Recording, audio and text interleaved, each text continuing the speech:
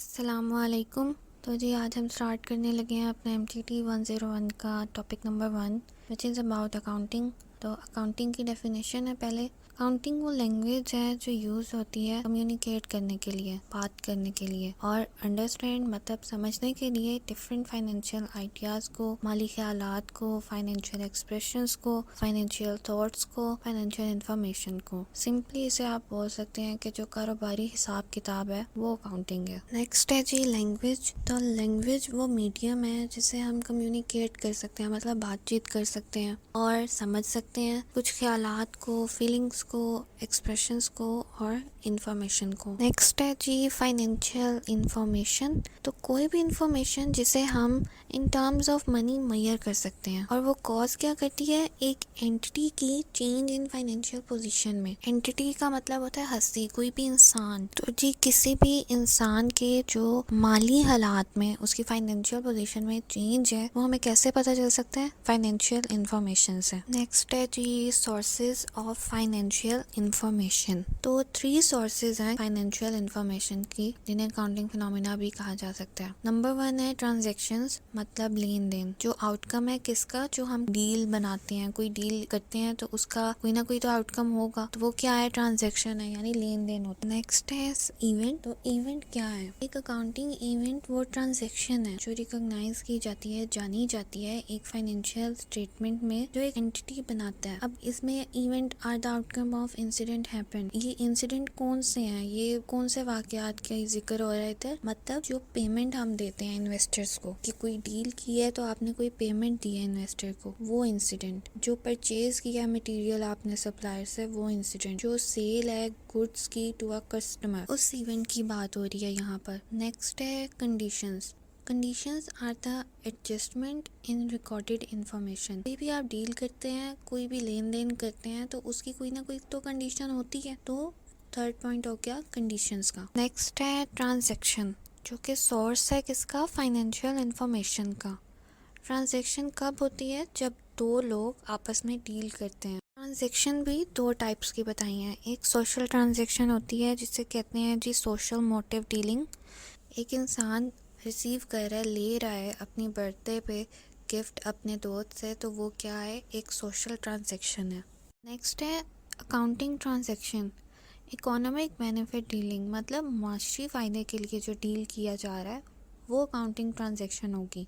Accounting transaction is a monetary dealing, मतलब financial dealing है, माली dealing है बिटवीन द एंटिटी, एक एंटिटी यानी कोई भी एक इंसान और दूसरे इंसान के दरमियान। एक जो अकाउंटिंग ट्रांजैक्शन है वो कॉज करता है चेंज इन फाइनेंशियल पोजीशन में, फाइनेंशियल स्टेटस में उस इंसान के। अब जी dealing between entity and other person include, 2 types हैं इसकी। ये एक जो सा है वो डील हो रहा है, डीलिंग हो रही है एंटिटी मतलब फर्स्ट पार्टी और ऑनर्स मतलब सेकंड पार्टी में, और सेकंड पे जो है वो डील हो रहा है किसमें, एंटिटी मतलब फर्स्ट पार्टी और उस इंसान के दरमियान जो ऑनर नहीं है, मतलब थर्ड पार्टी। इस डिटेल से हम 2 क्राइटेरिया एक्सट्रैक्ट कर सकते हैं अकाउंटिंग ट्रांजैक्शन को आइडेंटिफाई करने के लिए। नंबर 1 हो गया measurability in terms of money, जो पैसे के मामले में आप मेजर कर सकते हैं। सेकंड पॉइंट है dealing of the entity with other person, यानी उस शख्स की जो वो डील करता है किसी दूसरे इंसान के साथ। इन दोनों बातों से हम क्या कर सकते हैं, अकाउंटिंग ट्रांजैक्शन को आइडेंटिफाई कर सकते हैं। नेक्स्ट है जी प्रैक्टिस 1.1। तो अब हमें देखना है इन 5 पॉइंट्स में से कि कौन सी इंफॉर्मेशन जो सी है वो अकाउंटिंग ट्रांजैक्शन है। नंबर 1 पॉइंट है जो पेमेंट है स्टाफ की सैलरीज की, जो चेक से बनाते हैं, मतलब payment of staff salaries made by cheque. तो जी ये क्या है, ये डील कर रहा है एक एंटिटी और एम्प्लॉय के दरमियान, यानी इसको हम चेक से वो दे रहा है तो हम मेजर कर सकते हैं कि कितना पैसा होगा, कितनी पेमेंट होगी, तो ये मेजरेबल है मनी में। सेकंड पॉइंट है appointing a production manager on contract, यानी आप किसी प्रोडक्शन मैनेजर को हायर कर रहे हैं, तो ये एक्टिविटी है जिसका कोई इफेक्ट नहीं है आपकी फाइनेंशियल पोजीशन पे, तो ये आप मेजर कर भी नहीं सकते, पैसे से इसका कोई लेना देना नहीं है। थर्ड पॉइंट है having a conversation with foreign supplier for import of raw material, ये भी सेम ऊपर वाली बात हो गई कि पैसे से कोई लेना देना इसका भी नहीं है। थर्ड पॉइंट है फोर्थ पॉइंट है placing an order for purchase of production machine. इसका भी कोई फाइनेंशियल पोजीशन पे इफेक्ट नहीं है, कोई इसमें भी पैसे का लेन देन नहीं है। नंबर फिफ्थ पॉइंट है purchasing a motor vehicle and paying cash for the price. अब इसमें एंटिटी और जो कार का शोरूम है वो आ रहे हैं, यानी ये डील हो रहा है इन दोनों में, तो इसमें मेजरेबल है मनी में। नेक्स्ट है जी practice 1.2 identify accounting transaction coming expenses of building paid by cheque. यानी ये चेक से दिया जा रहा है जो एक्सपेंसेस है बिल्डिंग के, ये डील हो रहा है एक एंटिटी और रिपेयरर के दरमियान, तो ये मेजरेबल है मनी में। उसके बाद जी a collection of dues for customers, यानी कस्टमर से वाजिबात की वसूली, तो इसमें भी एंटिटी और कस्टमर के दरमियान डील हो रहा है, तो इसे भी हम पैसे के लिहाज से मेजर कर सकते हैं। Negotiating with bank for taking loan, तो भाई इसमें आपकी कोई इफेक्ट नहीं हो रहा फाइनेंशियल, आप सिर्फ बात कर रहे हैं। Receiving cash, number fourth is receiving cash against loan from bank, यानी इसमें भी डील हो रहा है एक एंटिटी और बैंक के दरमियान, तो ये भी मेजरेबल है इन मनी। उसके बाद payment of personal expenses of the owner in cash, यानी एक एंटिटी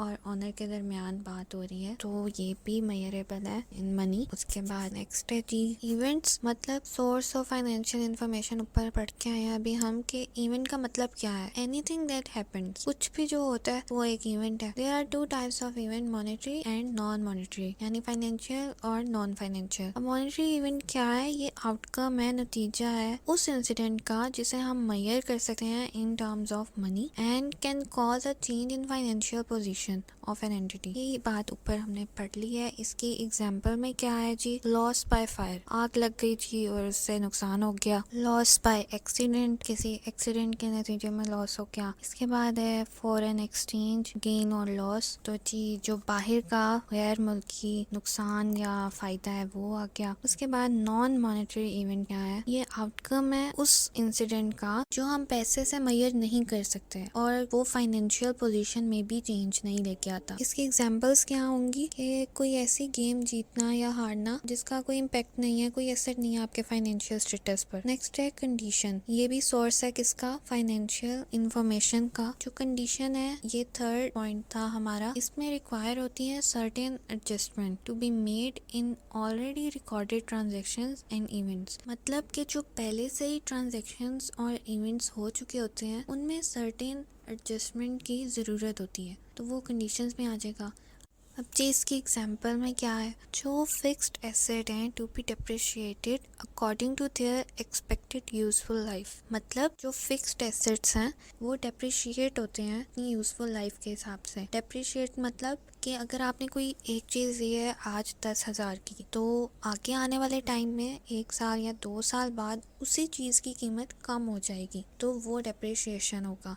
तो फिक्स्ड एसेट को भी डेप्रिशिएट किया जाता है according to their useful life. Next है provision to be created against unexpected doubtful recovery from customer, यानी कोई ऐसी अमाउंट जो आप फ्यूचर में एज अ फंड आप कोई अमाउंट साइड पे रख देते हैं, तो वो प्रोविजन है कि अगर आपको कस्टमर की तरफ से रिकवरी की ज़रूरत हो, उसने कोई चीज़ अपनी पेमेंट नहीं की है, तो आपके पास ऐसा फंड उसका पहले से मौजूद हो, तो वो क्या है, प्रोविजन है। Provision to be created against unexpected doubtful recovery from the customer.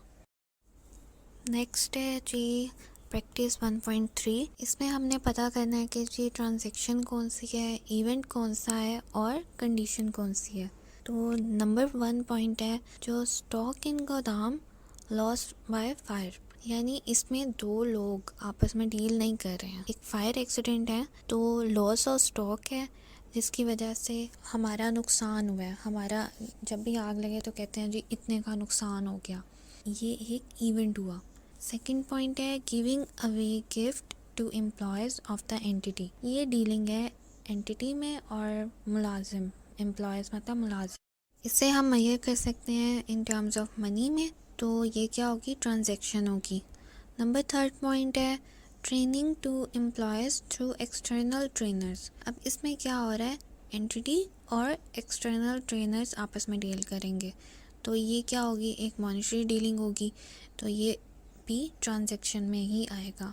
Number fourth point है organising a dinner for entities valued customers, तो जी ये डिनर एक ऑर्गेनाइज कर रहे हैं, तो ये भी क्या होगा, एक एंटिटी और एक रेस्टोरेंट। आप मुफ्त में किसी को डिनर तो नहीं करवाने वाले ना, तो एक एंटिटी और रेस्टोरेंट के दरमियान जो डील होगा that is measurable in terms of money, तो ये भी एक ट्रांजेक्शन होगी। नंबर 5 पॉइंट है रिकॉग्नाइजिंग डेप्रिसिएशन ऑफ मशीनरी। ये क्या है जी, ये एक एडजस्टमेंट है कि एक जो मशीनरी आपने ख़रीदी है उसकी वैल्यू में, ताकि आप बता सकें, आप दिखा सकें कि जो बेनिफिट आपको उस मशीनरी से हासिल हुए हैं एक रिपोर्टिंग टाइम पीरियड में, गिवन टाइम पीरियड में, तो ये क्या होगी, ये कंडीशन होगी। नंबर 6 पॉइंट है insurance claim recovered from insurance company against stock lost by fire. मतलब कि आग से ज़ाया होने वाले सामान के खिलाफ जो इंश्योरेंस कंपनी से आप इंश्योरेंस क्लेम ले रहे हैं वो क्या है, वो भी तो डीलिंग है एक एंटिटी और इंश्योरेंस कंपनी के दरमियान, तो इसे भी आप मेजर कर सकते हैं इन टर्म्स ऑफ मनी में।